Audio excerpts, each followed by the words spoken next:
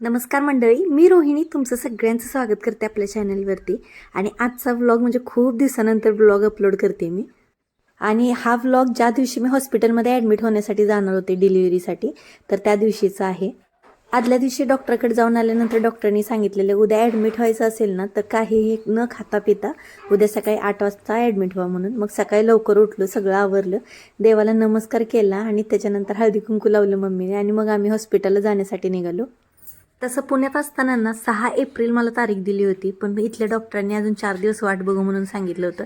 4 दिवस वाट बघितली पण तरी पण काही मला त्रास झाला नाही, त्यामुळे आम्ही 10 तारखेला मी ॲडमिट झाले. आता हॉस्पिटलला जाताना ना मनात आनंद तर होताच, एवढ्या दिवस झाला उघडले पण चालू होतं माझं, आता निवांत मोकळी होईन असं पण वाटायचं, पण हॉस्पिटलची भीती पण वाटत होती. आम्ही हॉस्पिटलला निघालो होतो म्हणून वहिनी पण आल्या होत्या, तुळशीला पण नमस्कार केला आणि त्याच्यानंतर मग आम्ही ते निघालो हॉस्पिटलसाठी. शेवटच्या काही महिन्यात कसं होतं की उठायला बसायला आपल्याला प्रॉब्लेम होतो, जास्त कामं करता येत नाहीत, थकायला होतं जास्त आणि त्या उघडले पण जरा जास्त पूर्ण झोप होत नाही, त्याच्यामुळे असं वाटतं की कधी एकदा मी मोकळी होते. खरं सांगायचं तर हॉस्पिटलसाठी निघायची तयारी तर माझी चालली होती, पण मनात ना खूप भीती वाटत होती, कारण येणारे 4-5 दिवस तर भरपूर पेनफुल असणार आहेत माझ्यासाठी हे मला माहीत होतं. पण आपलं बाळ पहिल्यांदाच आपल्याला बघायला भेटणार आहे ह्याचा आनंद पण होता. मनात प्रश्न पण होते, मुलगा होईल की मुलगी होईल असं पण वाटत होतं. पण आता इथं निघालो हॉस्पिटलला जाण्यासाठी, काका गाडी घेऊन आले होते, मम्मी, मी, आहो, आयुष आम्ही सगळे सोबत गेलो. पप्पा मागून येणार होते गाडीवरती आणि आहोनी पण माझी सगळी जबाबदारी माहेरच्यांवरती सोपवून ते गेले नाहीत, तर ते 4-5 दिवस माझ्यासोबत हॉस्पिटलमध्ये होते. जेव्हा हॉस्पिटलमध्ये सगळं सुखरूप पार पडल्यानंतर मला व्यवस्थित घरी सोडलं आणि त्याच्यानंतर मग ते गेले.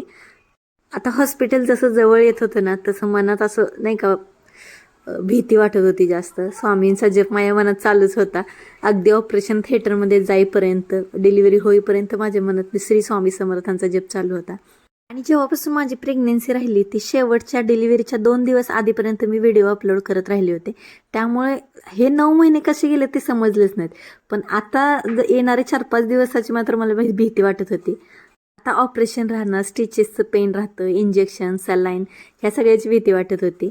आता थोड्या वेळातच ना ऑपरेशन थिएटरमध्ये आपल्याला जायचं होतं. डॉक्टरांनी बोलवायची, आम्ही वाट बघत इथं बसलेलो. चेंज वगैरे करून मी बसले होते. आहो, आयुष, मम्मी सगळेच वाट बघत होते डॉक्टर कधी बोलवतात ते. आणि आमच्यासोबत आमच्या घरचेही वाट बघत होते, कारण सकाळी 8 वाजता तर मला ॲडमिट व्हायला सांगितले होते आणि आता कधी माझा कॉल येतोय आणि कधी त्यांना समजते मुलगा झाला मुलगी झाली काय ते, तर ते पण वाट बघत थांबले होते आमच्यासोबतच. एका ताईनं मला कमेंटमध्ये सांगितलं होतं की रोहिणीताई, हातावर सूज येते, परत बांगड्या निघणार नाहीत, बांगड्या आधीच काढून ठेव म्हणून. तरी मी काढल्या नव्हत्या. आता हे तसंच झालंय, बांगड्या काही निघत नव्हत्या, शेवटी मी फोडून काढल्या सगळ्या. आणि त्याच्यानंतर मला लगेच डॉक्टरांनी ऑपरेशन थिएटरमध्ये बोलवलं. बाळाचे हृदयाचे ठोके आधी चेक केले आणि त्याच्यानंतर मात्र सी सेक्शनला घेतलं त्यांनी. तशी मला कमरेच्या खालूनच भूल होती, त्यामुळे वरती मला सगळं समजत होतं डॉक्टर काय बोलतात आहे ते. बाळाचा आवाज झाल्यानंतर मी विचारलं डॉक्टरांना मला मुलगा झाली की मुलगी झाली, तर त्यांनी सांगितलं तुम्हाला मुलगी झाली आहे. आणि मला म्हणजे तिथंच रडायला यायला लागलं, एवढे आनंद अश्रू. डॉक्टरांनी पण विचारलं की बाळा तुला काय झालं, रडते का? तर म्हटलं नाही, ज्याची वाट बघत होती मी, म्हणजे मला वाटत होतं मुलगीच व्हावी आणि मला मुलगी झाली म्हणून मला आनंद झाला आहे खूप.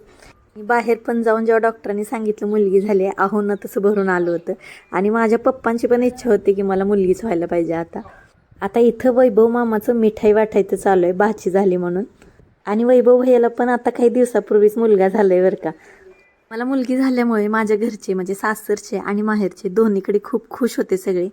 आहोंना मात्र त्यांच्या हातात जेव्हा बाळाला दिलं ना तेव्हा मात्र त्यांचे डोळे भरून आले होते आणि ते प्रयत्न करत होते की डोळ्यातलं पाणी लपवायचं, पण त्यांना काही डोळ्यातलं पाणी लपवता आलं नाही, एवढा त्यांना आनंद झाला होता.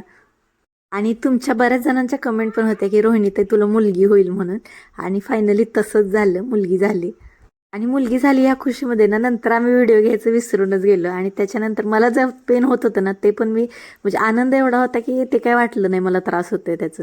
बाकी खरं सांगायचं तर एवढ्या दिवसातनं व्हिडिओ एडिट करते, बऱ्याच गोष्टी मी विसरून गेले एडिट करायच्या पण.